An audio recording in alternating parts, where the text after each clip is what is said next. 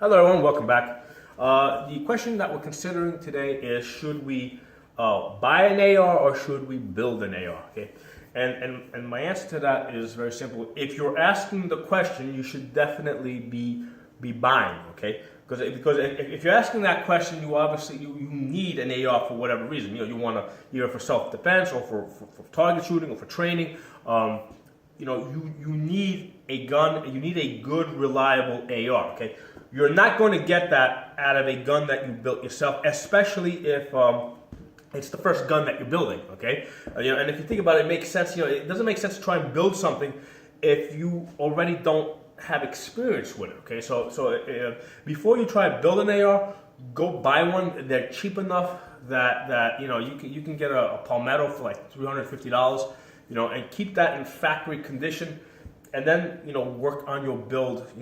On the side, and use that. Basically, that could be your pet project. But have at least one AR, okay, and one pistol that is in factory condition without you tinkering with it.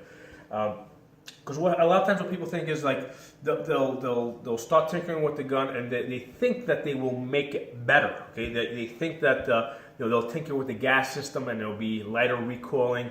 Or they'll change the buffer weights or the springs, or they'll mess around with the trigger, so have a lighter trigger pull, and they'll be more accurate. And that may be the case. I mean, they might tinker with the gun, and they might improve it in one area. Okay, they might get a more accurate gun, but they might lose out on other critical areas. For example, the gun may no longer be reliable when the temperature drops below zero. Okay, the gun may no longer be reliable if you get mud or even just water, on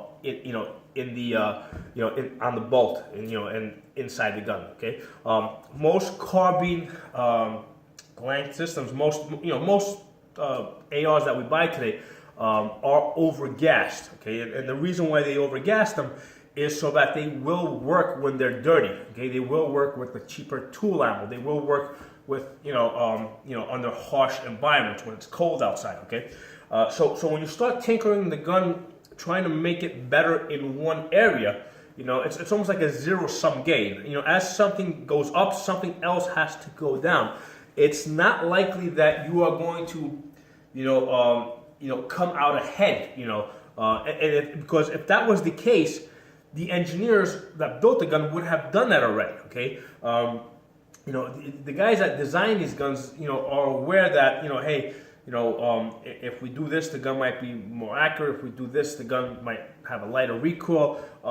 They're aware of all these things, and one of the things that they have to take into consideration is reliability. What's going to make the gun more reliable too?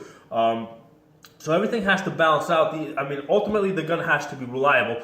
And that's probably even more important than if if your shot group improves by half an inch at 100 yards. Okay, so when people ask the question, should I buy or should I build? I say, listen, make sure you have at least one reliable AR that's in factory condition. That you can use for your training, and you can use for for training, for practicing, for self-defense, for shit hit the fan, have one gun and don't tinker with that gun. And now if you want, you can buy another gun, you can buy parts, put that together, and that can be like your pet project. Okay, I've run into people, okay, that basically all their ARs are home built, and in many cases they all have some issue at some point, whether they have an issue because the temperature drops, or because the gun got dirty, or because they're using the wrong ammo. For self-defense, for shit hit the fan, you need an AR that will work under almost all conditions. When it's cold, when it's hot, when it's dirty, when it's raining, when it's dry, all those conditions. Okay, so don't tinker with. Take at least one AR, buy the factory AR, leave it alone. Just practice with that. Don't start messing around with that. Because if you mess around with that gun, then you're not going to have any reliable gun. You're just going to have a bunch of tinkered guns that you don't know when they're going to work and when they're not going to work, and under what conditions they may not work. Years ago when ARs were basically the cheapest AR you could buy was like $800, right? Yeah, it made sense that, I can understand people saying, hey, listen, I don't have the $800. I need a good gun. I want to train. I want to do all this tactical stuff, all this tactical training. Yeah, when the cheapest AR was $800, it made sense to, put together a $350 AR and use that for training purposes. But now you can buy, a Ruger, okay? You can buy a Smith & Wesson for, at $500 or less, okay?